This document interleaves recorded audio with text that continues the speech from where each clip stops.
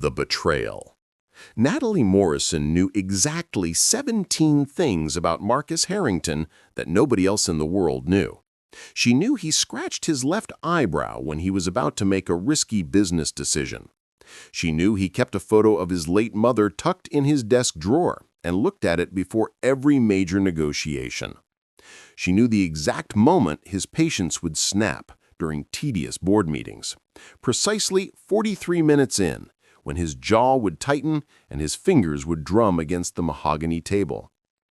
After 3 years as his executive assistant at Harrington Global Enterprises, Natalie had become fluent in the language of Marcus Harrington.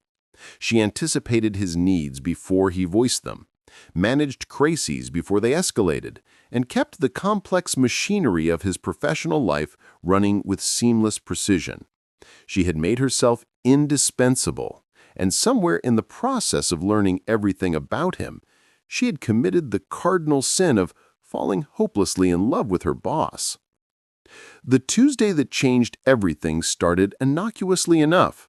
Natalie arrived at the Steel and Glass Tower in downtown Chicago at 6:15, as she did every morning.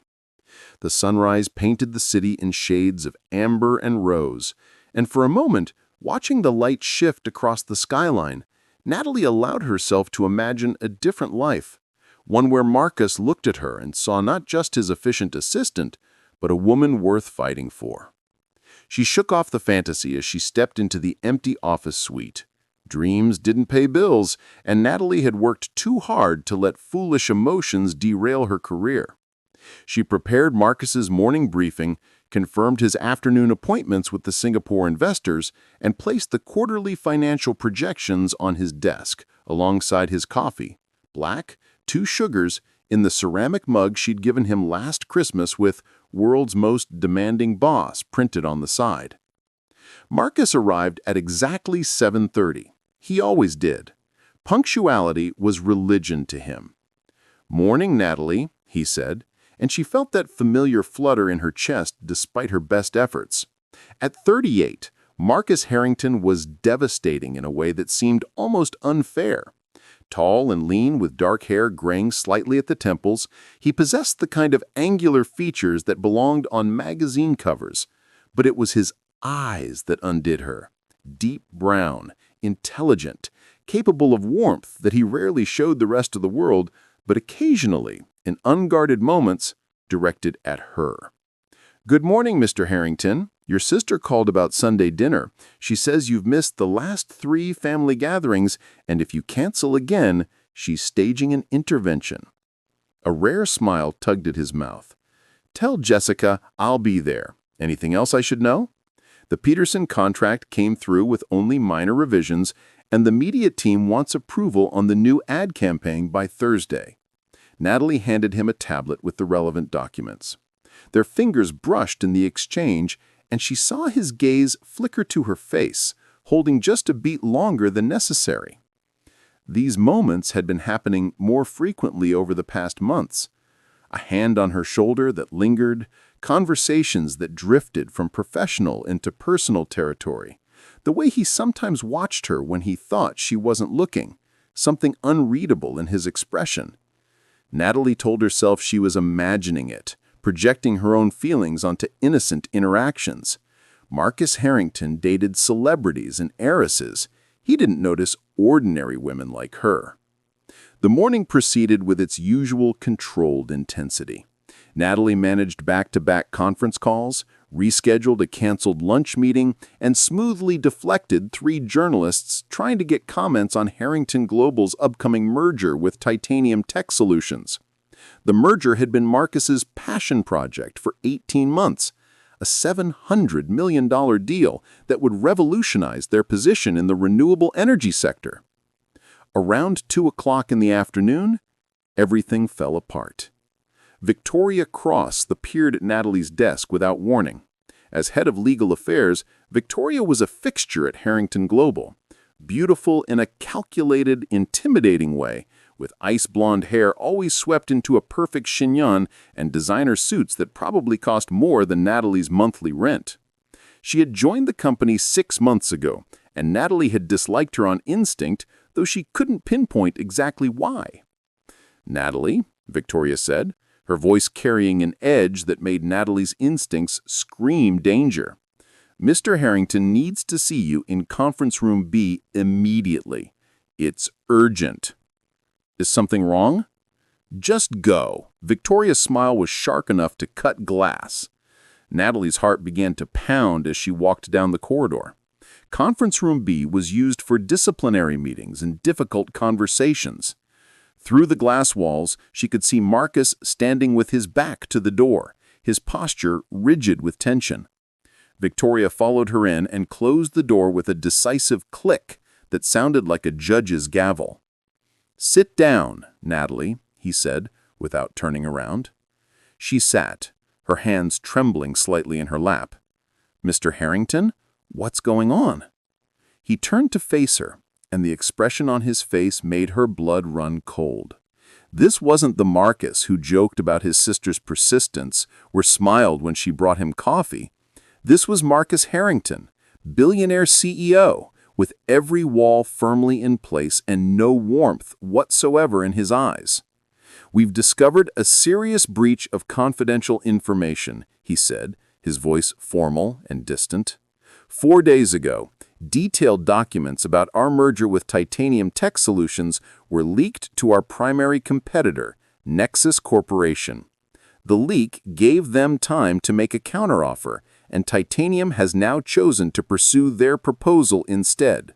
The deal we've been working on for 18 months is dead, costing this company $700 million and countless opportunities for growth. Natalie's mind reeled. "That's terrible, but I still don't understand why I'm here." Victoria opened a thick folder, spreading documents across the conference table with theatrical precision. "Our forensic investigation traced the leak directly to your computer, Natalie. Multiple emails containing classified merger documents were sent from your account to external addresses associated with Nexus Corporation.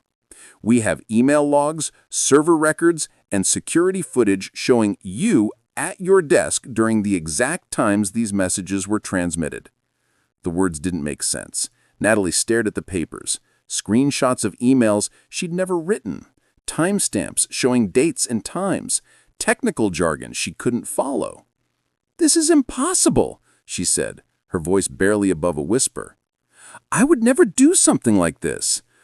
"The evidence is quite clear," Victoria said smoothly, pulling out more documents.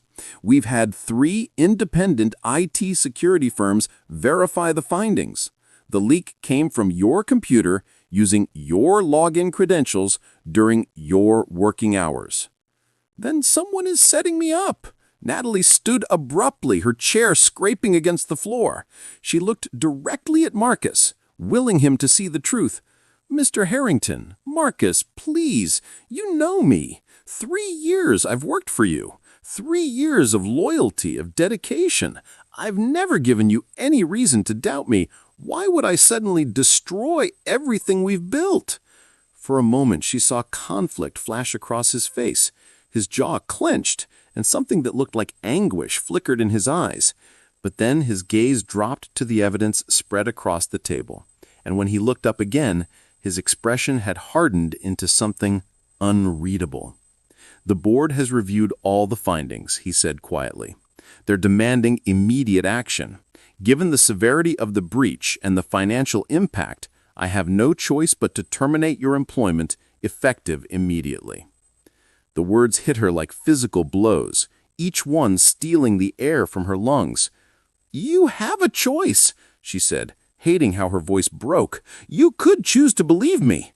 You could investigate further before destroying my career based on circumstantial evidence. You could choose to trust the person who stood beside you for 3 years." "Trust?" Marcus's voice went cold, that defensive mechanism she'd seen him use in hostile negotiations. "You're my employee, Natalie, nothing more. And employees who commit corporate espionage face consequences." "Nothing more." The phrase echoed in the sudden silence. After 3 years of unspoken connection, of moments that felt significant, of late nights working side by side when the rest of the office was dark, she was nothing more than an employee. "I see," Natalie said, her voice hollow. She straightened her shoulders, forcing herself to maintain dignity even as her world disintegrated. "In that case, I'll collect my things."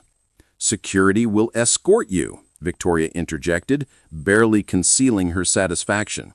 "All company property must be surrendered immediately, including your access cards, laptop, and phone." Two security guards materialized as if they'd been waiting outside. Natalie walked back to her desk in a daze, aware of dozens of eyes watching her. Whispers rippled through the office. Some people looked away uncomfortably. Others stared with undisguised curiosity. Nobody defended her. Nobody questioned what was happening. She packed her few personal belongings in the other patient. Detective Marcus Price sat across from Claire in the small conference room at the police station. She'd filed a report after her lawyer advised that the hospital's negligence might constitute criminal recklessness. "The other patient has agreed to meet with you," Detective Price said. "Natasha Reeves. She goes by her middle name, not Claire. She's willing to discuss what happened if you're comfortable with that." Claire nodded. She needed to meet the woman whose life had become accidentally entangled with her own.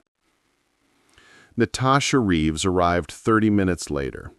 She was older, with graying hair and tired eyes, but she moved with difficulty, leaning heavily on a cane. The woman who should have been receiving treatment for the past 6 months looked fragile and worn. "I'm so sorry," were the first words out of Claire's mouth. Natasha gave her a weary smile. "It's not your fault. We're both victims here." She lowered herself carefully into a chair. "My condition deteriorated so much that I could barely work. I kept calling the hospital, telling them the medication wasn't helping, and they kept assuring me it just needed time to work." "But you weren't getting any medication at all," Claire said quietly. "No. While you were taking drugs that suppressed your immune system, my immune system was attacking my own body unchecked." Natasha's voice was steady, but Claire could hear the anger beneath. "I've lost my job. I'm behind on rent. I can barely walk some days." Detective Price leaned forward. "We're building a case for gross negligence. The hospital's patient management system had multiple failures. Someone should have caught this during prescription verification, during follow-up appointments, during insurance processing. Instead, it slipped through every safeguard." "How many others?" Natasha asked suddenly. "How many other patients have been affected by system errors we don't know about?" The detective's expression darkened. "That's what we're investigating. Your case may not be isolated." Claire felt a chill run through her. The implications were staggering.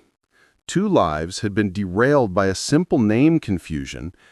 How many more people were receiving wrong treatments, wrong diagnoses, wrong medications? "We need to make sure this never happens again," Claire said, looking at Natasha. "Not to anyone." Natasha nodded slowly. "Then we fight this together."